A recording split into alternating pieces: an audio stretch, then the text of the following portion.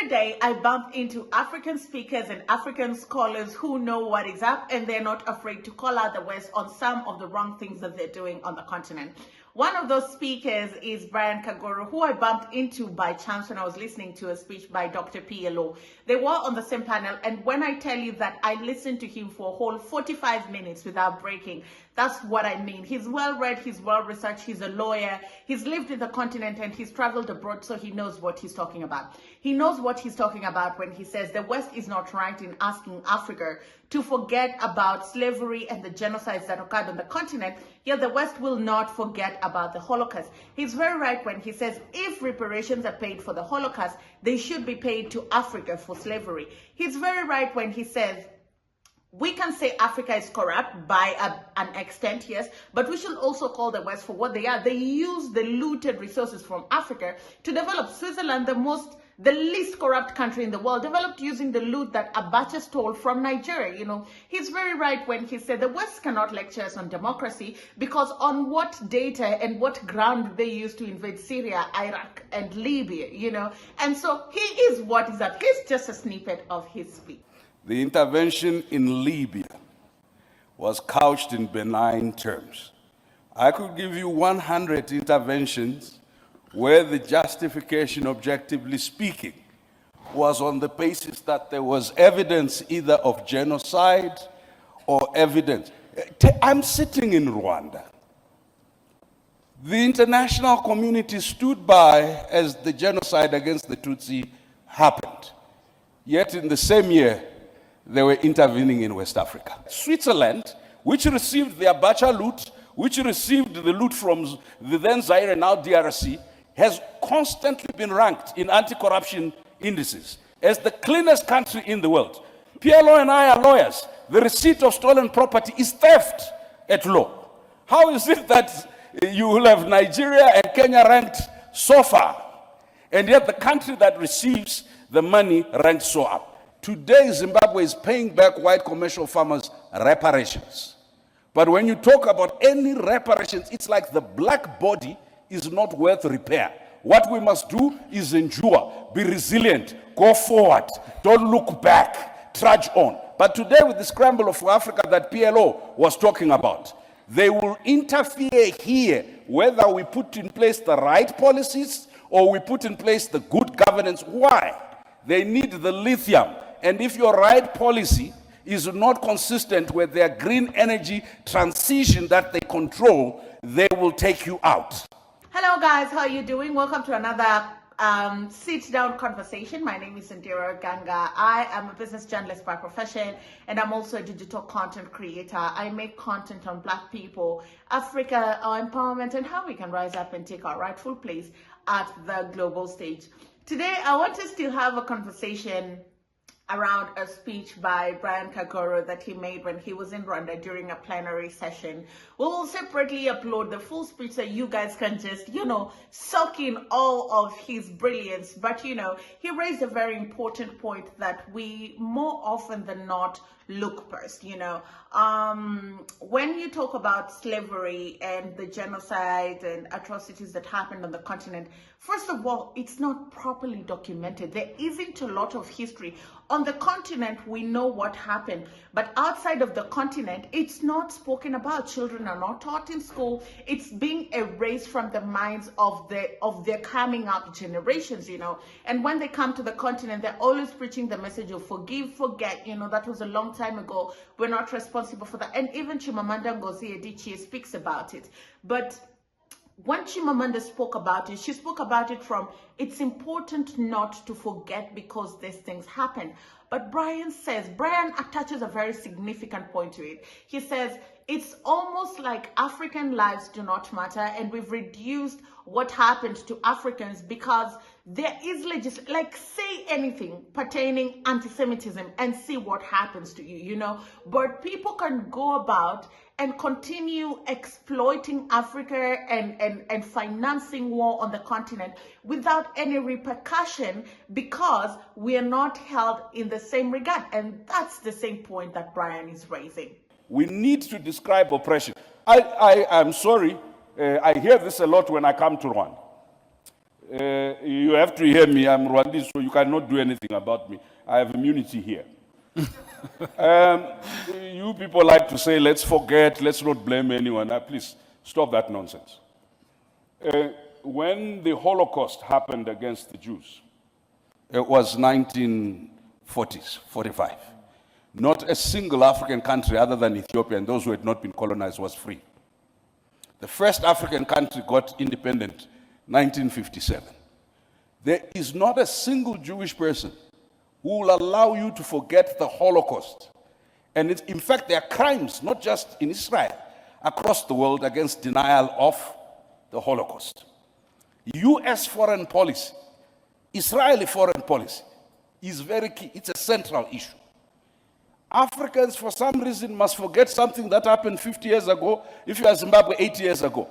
Listen, we must always remind our friends from Europe and elsewhere that slavery was a crime against humanity, as is colonialism and neo-colonialism. That killing Sankara in 1984 because you are opposed to communism and plunging his country into chaos that you are now trying to solve as a problem of poor governance is a shared responsibility. So we will take responsibility for our nakedness. But for goodness sake, a naked emperor cannot lecture us about how to be clothed. And I'll tell you the contradictions. When Europeans first came here, if you come to the south of the continent, ladies did not wear long skirts. And they did not cover their top. Then they said, no, that's indecent. So we covered everything, including the head. And then the Europeans have decided to go nude now. Now the dress code in Europe is pre-colonial Africa. And then when our kids try and dress up that way, we say it's an African. We are confused around ownership. So lastly, Chairperson, the taboos. You see, Chairperson. When you want to know that these things are not taken very seriously, Brian in his speech talks about reparations where, paying back for your dues, after the Holocaust, we saw some form of compensation. But on the continent, more often than not, there's no conversation about compensation. It's always made to seem as if it was a mutually beneficial relationship. But far from it, it was not. When you listen to the Western perspective, it's always, we exchange ideas, we built infrastructure for you.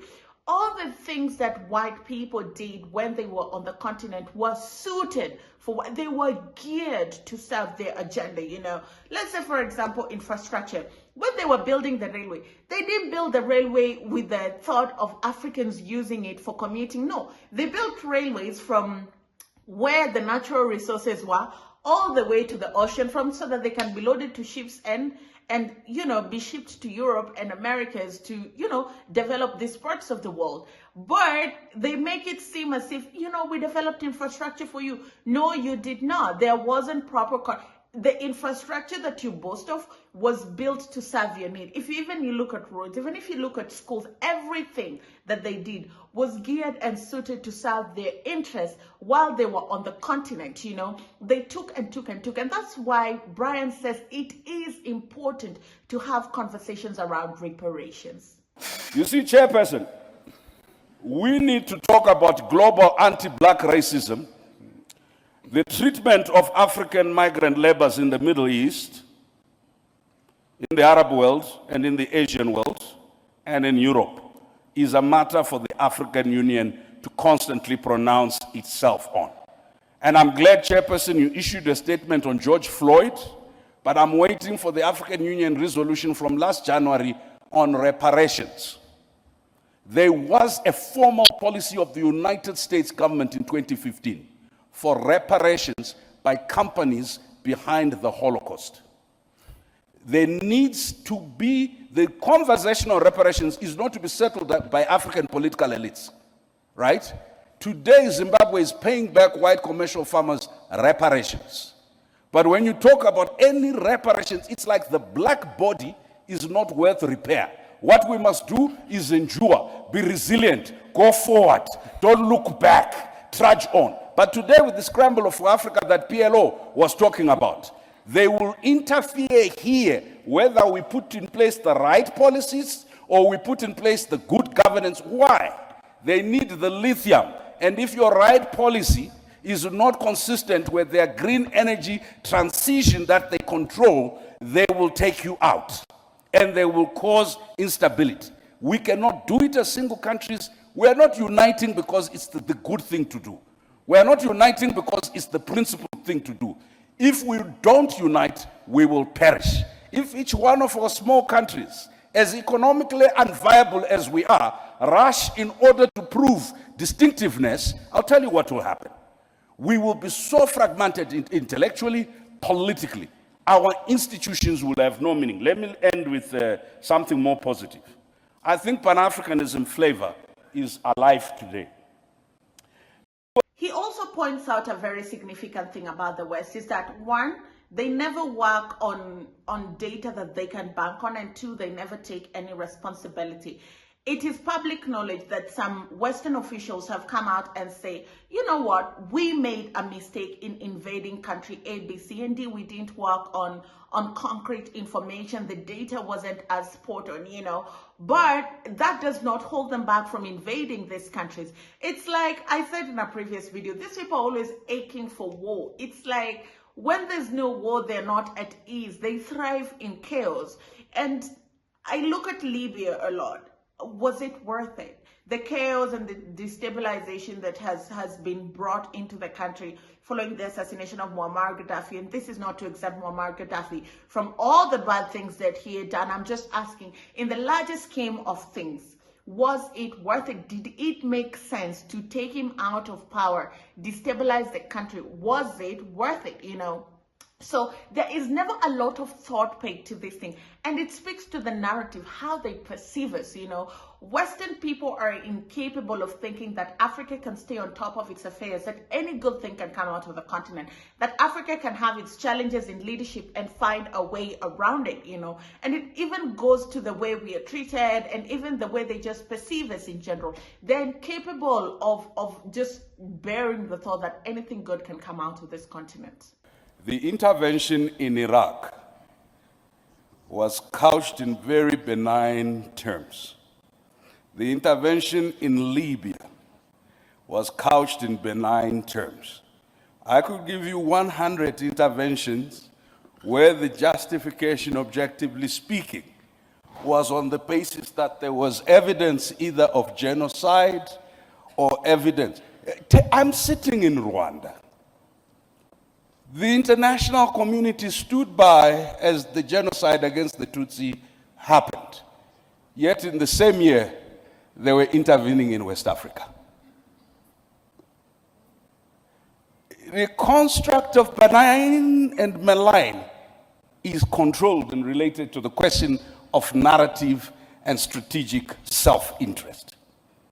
We've often not paid enough attention, and thank you, Chairperson of the African Union, for educating us on how the international fora of decision-making, the Security Council, and other fora, including at some stage, how we transact within the International Criminal Court and other platforms.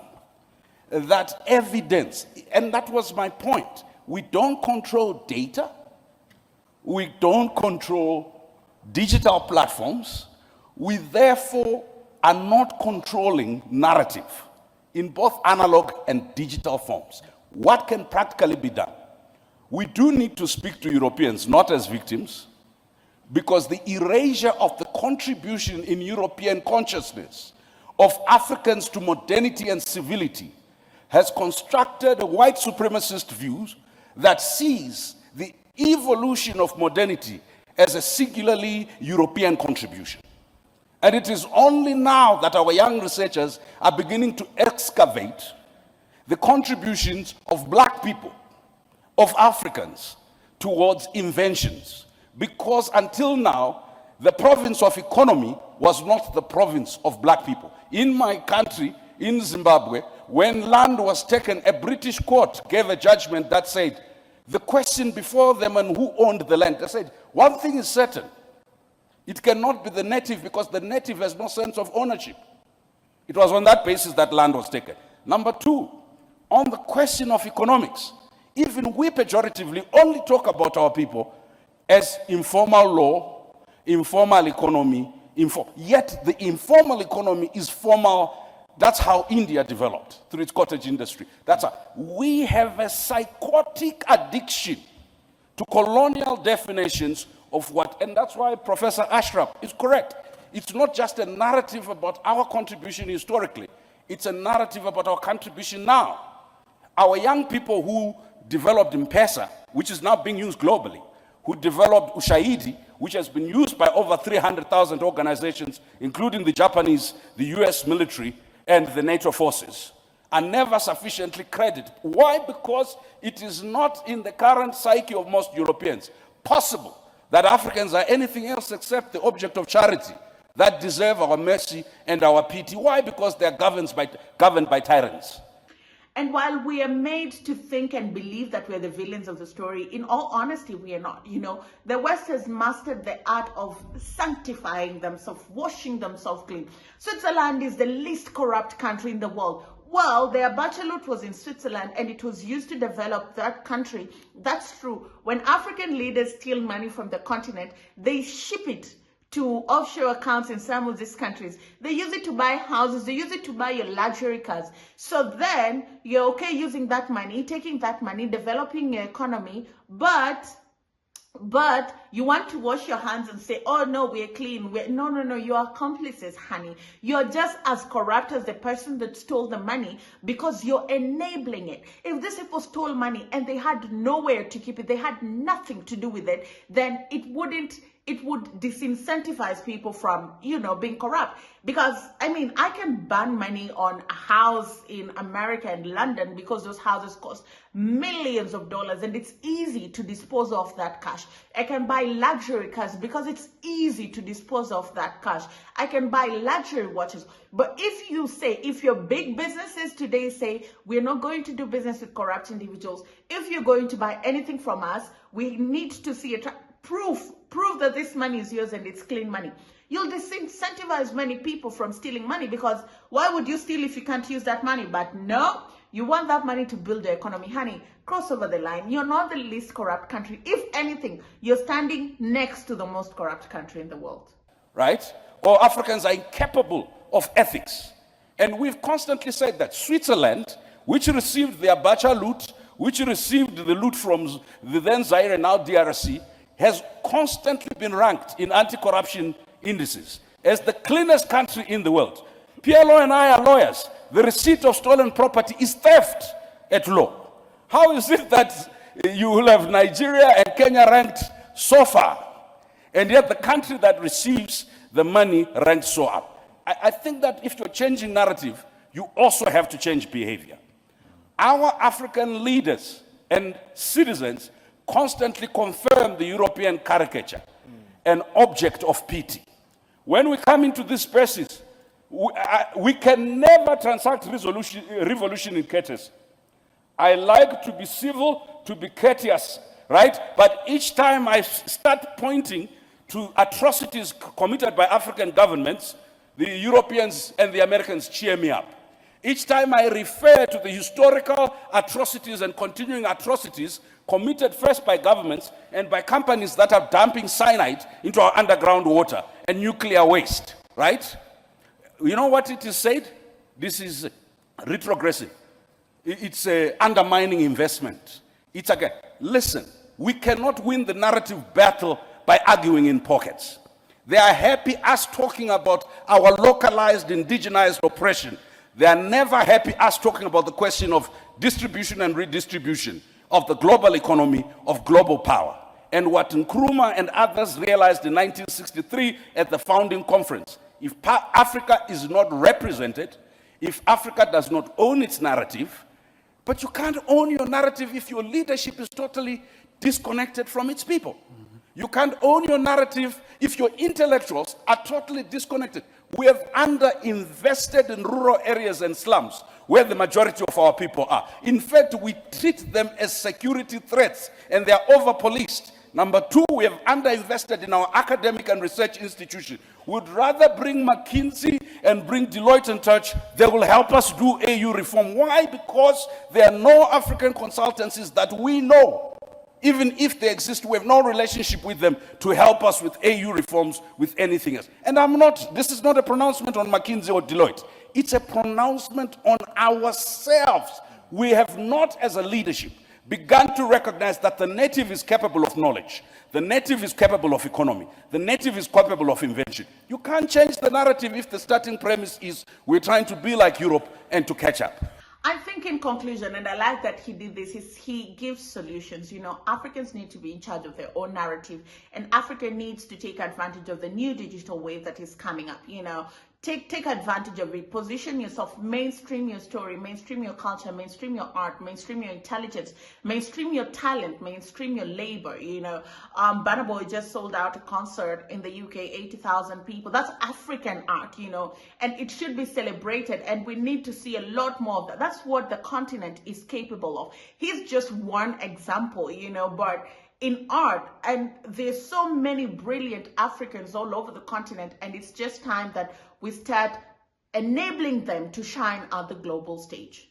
I want to suggest to you, one of the most revolutionary things that the African Union, under the leadership of the chairperson here, has done is to talk about arts, culture, and heritage, not as entertainment, not as add-on, but as part of imagining the future economy, is to talk about the digital, not as part of little things you do, but as part of building the economy. All that's left now is how do we defend African art, culture, and heritage, not only in Africa, but globally. How do we make sure it is the mainstream of AFCFTA, along with all the other big things we do?